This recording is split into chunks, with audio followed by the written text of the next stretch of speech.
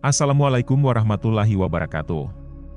Selamat datang di channel Madrasah Muslim Official, di mana pada kesempatan kali ini kita akan membahas tentang hukum nikah beda agama secara agama dan secara hukum di Indonesia. Seperti yang diketahui, banyak pernikahan beda agama di Indonesia dilakukan secara diam-diam atau terang-terangan, bahkan dicatatkan dalam data kependudukan sebagai pasangan yang terdaftar. Namun baru-baru ini Mahkamah Agung resmi melarang hakim mengabulkan permohonan pencatatan pernikahan beda agama. Hal itu menyikapi kontroversi penetapan hakim di berbagai daerah. Larangan itu tertuang dalam Surat Edaran MA Nomor 2 Tahun 2023 tentang petunjuk bagi hakim dalam mengadili perkara permohonan pencatatan perkawinan antar umat beragama yang berbeda agama dan kepercayaan. Surat Edaran MA itu ditandatangani oleh Ketua MA Muhammad Syarifuddin. Berikut isi surat edaran MA tersebut. Untuk memberikan kepastian dan kesatuan hukum dalam mengadili permohonan pencatatan perkawinan antar umat beragama yang berbeda agama dan kepercayaan, para hakim harus berpedoman pada ketentuan sebagai berikut. 1.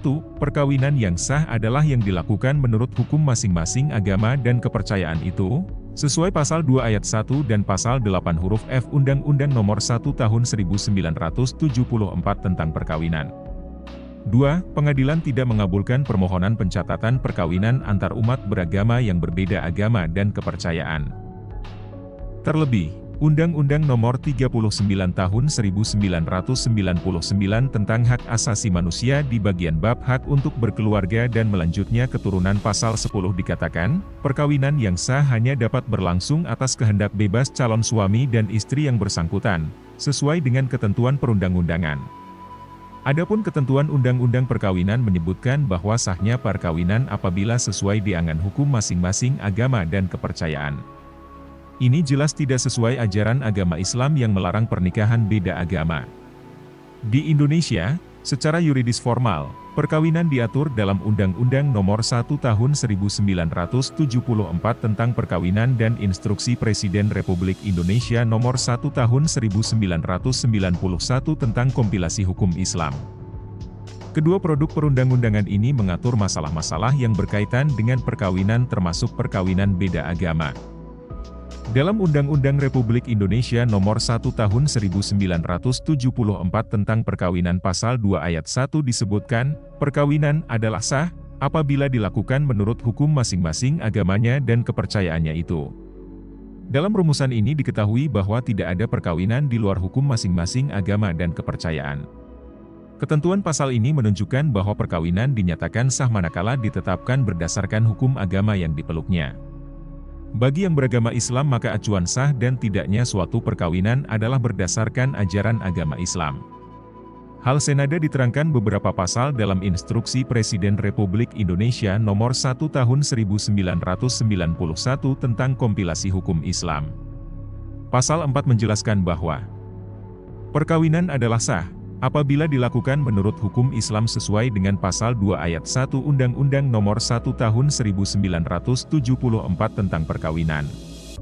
Pasal 40 menyebutkan, dilarang melangsungkan perkawinan antara seorang pria dengan seorang wanita karena keadaan tertentu, yang dimaksud adalah seorang wanita yang tidak beragam Islam. Lebih tegas lagi larangan menikah beda agama pada pasal 44.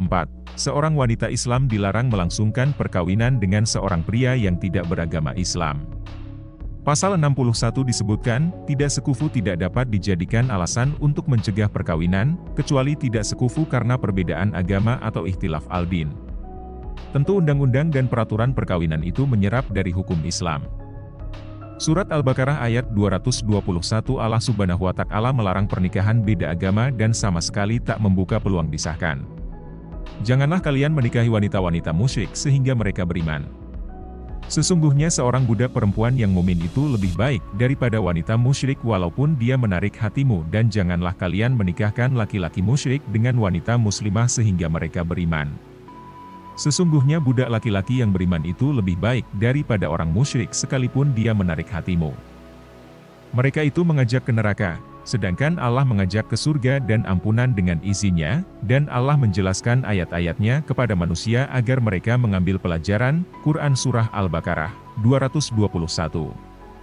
Adapun sebab turun ayat 221 ini, menurut riwayat yang diceritakan oleh Ibnu Munzir, Ibnu Abi Hatim, dan Al-Wahidi yang bersumber dari Al-Muqatil adalah berkenaan dengan Ibnu Abi Marsad Al-Ghanawi yang meminta izin kepada Rasulullah Shallallahu Alaihi Wasallam untuk menikahi anak seorang wanita Quraisy yang miskin tapi cantik yang dulu menjadi kekasihnya sebelum masuk Islam, namun masih musyrikah.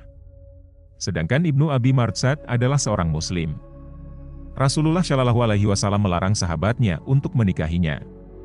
Lalu Allah menurunkan ayat ini dikutip dari tafsir Al-Baghawi. Ibnu Katsir mengulas tafsir ayat di atas, bahwa Allah Subhanahu wa Ta'ala mengharamkan bagi orang mukmin menikah dengan orang musyrik yang menyembah berhala. Lalu ayat ini menggeneralisir hukum haramnya menikah dengan orang musyrik dari kitabiah Yahudi dan Nasrani dan Watsaniyah atau penyembah berhala. Akan tetapi Ibnu Katsir mengecualikan pernikahan orang muslim dengan perempuan ahli kitab dengan landasan ayat Al-Quran yang menjelaskan hukum pernikahan beda agama adalah surat Al-Maidah ayat 5. Pada hari ini dihalalkan bagimu segala yang baik-baik. Makanan atau sembelihan ahli kitab itu halal bagimu, dan makananmu halal bagi mereka. Dan dihalalkan bagimu menikahi perempuan-perempuan yang menjaga kehormatan di antara perempuan-perempuan yang beriman dan perempuan-perempuan yang menjaga kehormatan di antara orang-orang yang diberi kitab sebelum kamu. Apabila kamu membayar mas kawin mereka untuk menikahinya, tidak dengan maksud berzina dan bukan untuk menjadikan perempuan piaraan. Barang siapa kafir setelah beriman, maka sungguh sia-sia amal mereka dan di akhirat dia termasuk orang-orang yang rugi. Quran Surah Al-Maidah ayat 5. Ayat ini memberi peluang pernikahan beda agama, yaitu bagi laki-laki muslim boleh menikah dengan ahli kitab. Menurut Syekh At-Tantawi dalam kitab Al-Wasit, yang dimaksud ahli kitab dalam ayat ini ialah Yahudi dan Nasrani.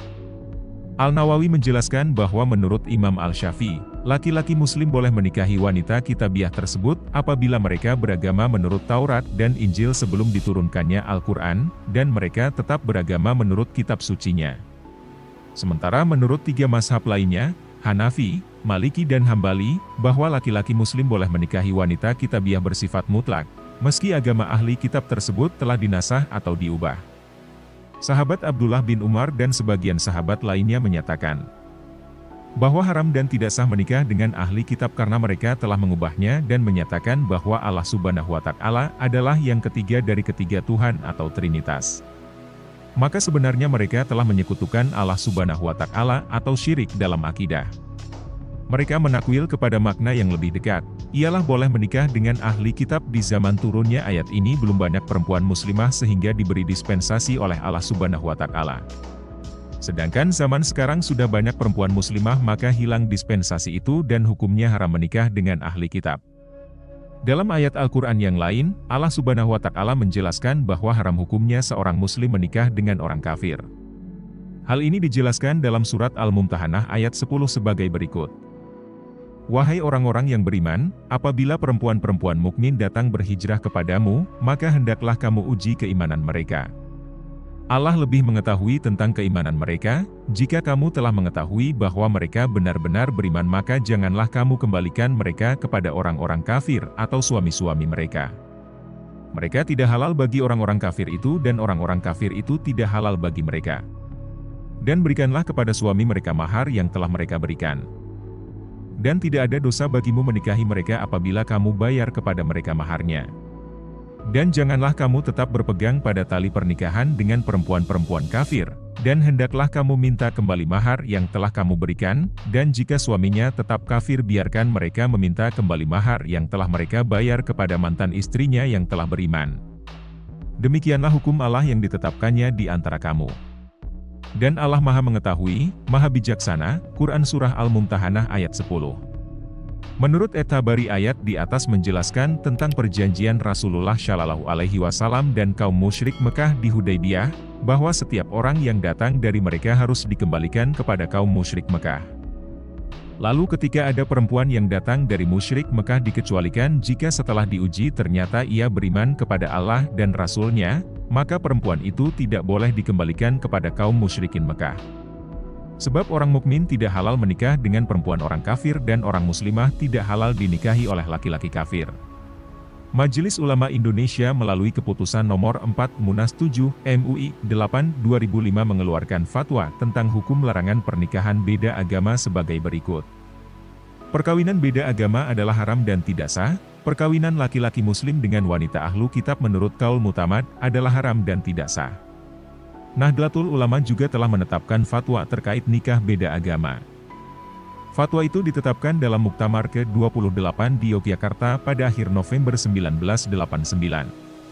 Ulama NU dalam fatwanya menegaskan bahwa nikah antara dua orang yang berlainan agama di Indonesia hukumnya tidak sah. Sedangkan organisasi Muhammadiyah dalam keputusan Muktamar Tarjih ke-22 tahun 1989 di Malang, Jawa Timur telah mentarjihkan, menguatkan pendapat yang mengatakan tidak boleh menikahi wanita non-muslimah atau ahlul kitab, dengan beberapa alasan sebagai berikut. Ahlul kitab yang ada sekarang tidak sama dengan ahlul kitab yang ada pada waktu zaman Nabi Shallallahu Alaihi Wasallam. Semua ahlul kitab zaman sekarang sudah jelas-jelas musyrik, atau menyekutukan Allah Subhanahu wa Ta'ala, dengan mengatakan bahwa Uzair itu anak Allah menurut Yahudi dan Isa itu anak Allah menurut Nasrani. Pernikahan beda agama dipastikan tidak akan mungkin mewujudkan keluarga sakinah sebagai tujuan utama dilaksanakannya pernikahan.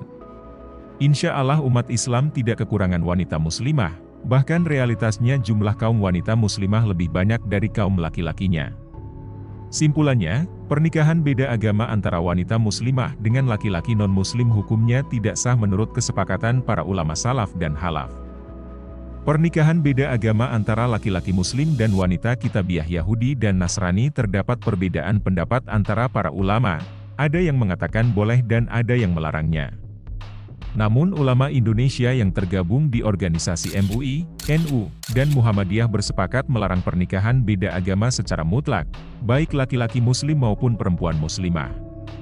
Dari uraian di atas yang memaparkan dari berbagai perspektif, mulai dari rujukan tafsir, fikih, peraturan perundang-undangan, dan sosial keagamaan dapat disimpulkan bahwa ulama sepakat pernikahan beda agama antara pasangan laki-laki muslim maupun perempuan muslimah dengan orang musyrik atau musyrikah hukumnya tidak sah dan haram.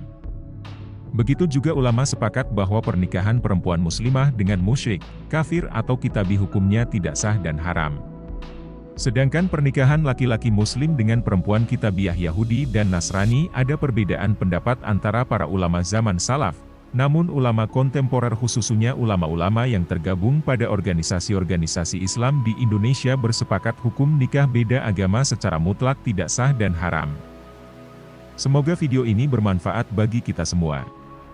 Jangan lupa like, komen, dan subscribe channel Madrasah Muslim Official agar tidak ketinggalan konten-konten menarik lainnya seputar Islam dan solusi dari berbagai masalah yang kita hadapi. Terima kasih banyak atas perhatiannya. Wassalamualaikum warahmatullahi wabarakatuh.